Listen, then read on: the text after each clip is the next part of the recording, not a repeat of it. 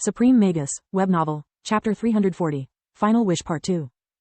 Why do you the idea so terrible? Seeing her issues through Solis's eyes made her worries seem so small that Tista was almost ashamed of herself. I'm not a thing, okay? Solis lashed out in frustration. It was the first time she had ever laid her worst fears bare in front of someone that wasn't Lith. I have feelings, memories. I learn new things every day. What would you do if you lost the person you have spent your whole life with? Someone who shared every one of your feelings, dreams, even thoughts. You can't simply replace such a person with a random stranger and move on. I'm sorry, I didn't mean to offend you. Tista had never considered Solis like an object. She simply didn't expect her to be so fond of her brother. What kind of relationship do the two of you have? I don't know either. Solis's voice sounded depressed. Solis shared with Tista how her lack of a body made her feel incomplete. How she hated being just a voice in his head, to be always powerless whenever someone needed her help. After hearing about all the things they had gone through together, Tista believed to have a proper answer to her own question. If after sharing so much for so many years you two don't hate each other's guts, you must be soulmates. Thanks, your words mean the world to me, but you are too kind and naive. It's only because of our bond that we share so many things. I forced it on him years ago, otherwise I doubt Lith would have opened to me. I think he likes me, but more like a friend. Floria instead. What about Floria? Tista hoped for some juicy gossip. Neither the Verhan or the Ernas had any idea how close the two actually got during the academy. Sorry, but it's not up to me to tell. Let's go back to the tower. During the weekend, Lith taught Tista about fusion and spirit magic. Whenever she had free time, he would pass on her all of his knowledge about true magic, all the tips and tricks he had learned over the years to disguise it as fake magic or make use of it during the exams. He also introduced her to Fillard, Reaper, and Lifebringer. Tista had never spoken with a magical beast, let alone with an evolved monster. In her eyes, they were all big and scary. Fillard with his serpentine body and two clawed arms was apparently the most menacing of the three. At least until she noticed they were as scared of her brother as she was of them. Reaper the manticore had the body and the head of a lion with quills like those of a porcupine protruding from most of his body. He was big enough to look Tista in the eyes.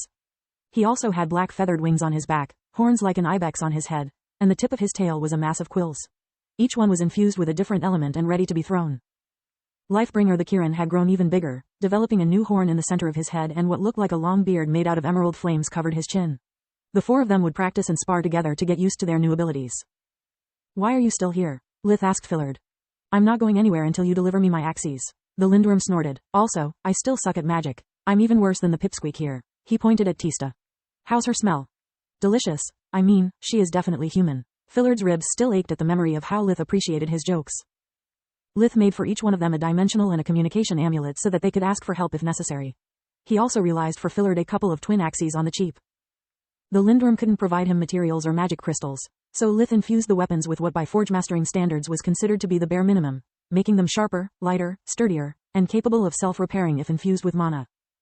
Their only special property was they were able to shrink enough so that if Fillard ever learned how to assume human form he could still use them. The Lindworm had never owned an enchanted weapon, so he considered them masterpieces and gloated for days thinking of having scammed Lith for good. Lith and Tista's last year of the academy was uneventful. Lith's only worry was to dodge all the noble dames and mages of marrying age that pestered him on a regular basis. Most of his female students couldn't wait for the third exam to come since their hot teacher was of their same age and still single. Lith disappointed them all by disappearing the very next day after the exam. He and Tista could finally rush back at Lucia. Attending the academy after the third exam was a mere formality. Both of them wanted to pay their respect to their old mentor before it was too late. Without Tista helping her, Nana's health deteriorated over time, no matter how much effort Lith put into treating her condition. Death and old age were two enemies that even he couldn't defeat. Many people were assembled outside her house to pay her a last visit. Nana hadn't become nicer just because of her impending death. She refused any visitor aside from Count Lark and the Verhan household. Damn hypocrites. Nana's voice was weak but still full of anger. Even on my deathbed they still try to suck up on me. Never trust shameless people, kids, she said to both her apprentices. Isn't there something we can do? Tista asked Lith for the umpteenth time in the last months. No, we aren't gods. Lith shook his head. He had already tried every spell in his book. Master, you never told me who betrayed you. I could take care of them for you if you wish. Bah, hear me well, King of the Spirits. What kind of mentor would I be if I added my grudge to your already enormous baggage? Do you think I'm stupid? I always knew there is a darkness inside of you and I'm proud you never became its slave. Nana wheezed for several seconds to catch her breath. She had little time left and still a few things to say. Thank you, Lark. Despite my stigma, you never stopped being my friend. A good, honest friend I never deserve. If there are gods on the other side I'll make sure they compensate you properly, or they'll taste my wrath. Don't search for my enemies, Lith. It's only thanks to them that I had the opportunity to meet you and your sister. I rejoiced for your achievements like they were mine. I know it's hypocritical to say from someone that never wanted a family, but I'm glad a part of me will always live inside your magic. Thanks to me a new magical bloodline was born. My enemies will probably follow me in death out of desperation. She half laughed, half coughed the last sentence. My only regret is that I failed you both. I never managed to teach you what you truly lack. Lith, the king of the spirits, must be strong, wise, but also loving. Otherwise he is just a monster. Tista, my fairy queen, if you don't learn how to close your heart to others, they will rip it out your chest.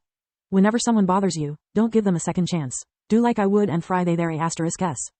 After making sure her disciples understood her last wish, Nana fell asleep. Everyone remained to her side until her heart stopped.